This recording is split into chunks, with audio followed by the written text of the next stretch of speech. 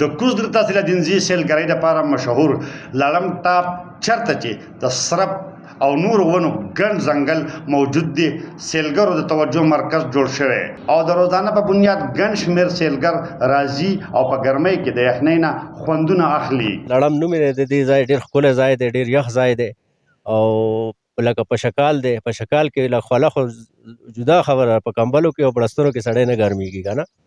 نو دا موږ له پکار دي چې داسې ځایونو اډورټایز وکړو. په بړستنو کې نه ګرمېدو، ورونه هم بند کړي دي ځان پسې او په بړستن کې نه ګرمېدو. نو داسې ځایونه کم ځای دي. دا ډېر ښایسته ښکلې علاقه ده، ډېره مزداره ده. د کاغان ناران نه خلک لرې لرې ځي، کومراټ ته ځي، یو خوا ځي بل خوا ځي. دا نږدې ښکلی ځای دی. بر زمونږ د ټي وي ملګری د صوابۍ نه عظمت خان چې کوم دی نو دی هم راغلی دی، ځان سره ملګري راوستي دي.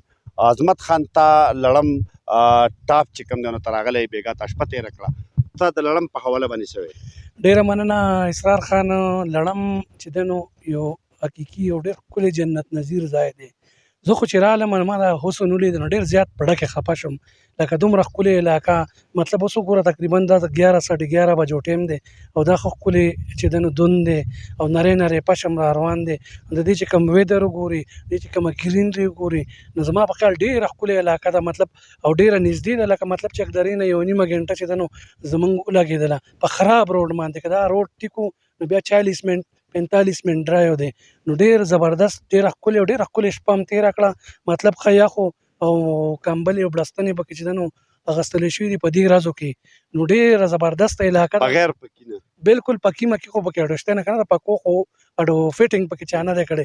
پکو خو دلته ضرورت نشته، بالکل جم دی دلته کې. نو ډېره ښکلې علاقه ده، په هر لحاظ سره ښکلې ده، پوره امن علاقه ده.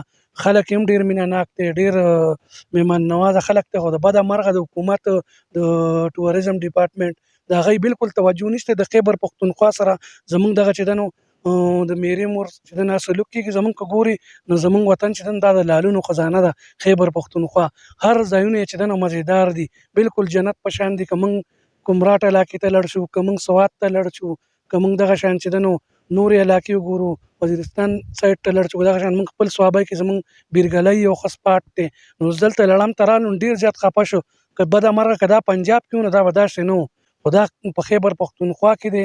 نو دا چې دی نو دغسې د روډونه هم خراب دي. دومره ښکلې ګرینري ده، دومره ښکلې نیچرل علاقه ده، خاموشي ده، ښه د سکون علاقه ده.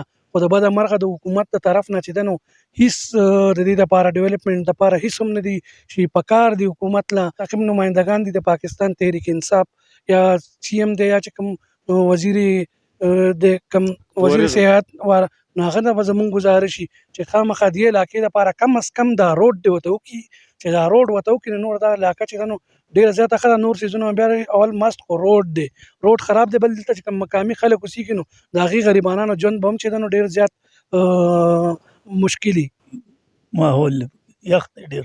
مونږ بېګا دلته شپه کړې ده، مونږ لکه دوه کمبلې چولي، په هغې کې هم لږ ګرم شوي نیول. لړم ټاپ ته تلونکي ځینې سیلګر د سړک خراب حالت نه فریادي دي، کم چې د مودو راسې د ذمه دارو د عدم توجه ښکار دی. دا د چکر ځای دی، دلته جون جولای د ډېر مزدار موسم دی، داسې دی لکه د ژمي موسم چې. خو د بدقسمتۍ نه دې روډ خراب دی. نو د سړک چې کومه کنډیشن دی ډېر خراب دی. یو ځای نه بل ځای نه پېښور د مردان د دې علاقو نه ډېر سیلګري راځي، خو د روډ د خرابتیا په وجه باندې خلک دې ځای ته زیات رخ نه کوي، ځکه چې هغوی راځونه په لاره کې ورته اکثر ګاډي خراب شي او اجازان په واپس تلو باندې ډېر مجبوره شي. بل دګي چکر ته خو نه شو تللی، خو چې دې چکر دپاره خو موږ ته دا روډ ښه احساس کړي. نو ډېر زبردست علاقه ده. لړم ټاپ د چکدره انټرچینج نه د 1.5 غنټې په مسافت سیلګرۍ دپاره د ټولو آسان او نږدې ځای دی. خو پته نه لګي چې حکومتي ذمه دارو د دې ځای سیلګرۍ ته په ترقۍ ورکولو سترګې ولې پټې کړې دي. محمد اسرار، خیبر نیوز، لړم ټاپ، کوزدر.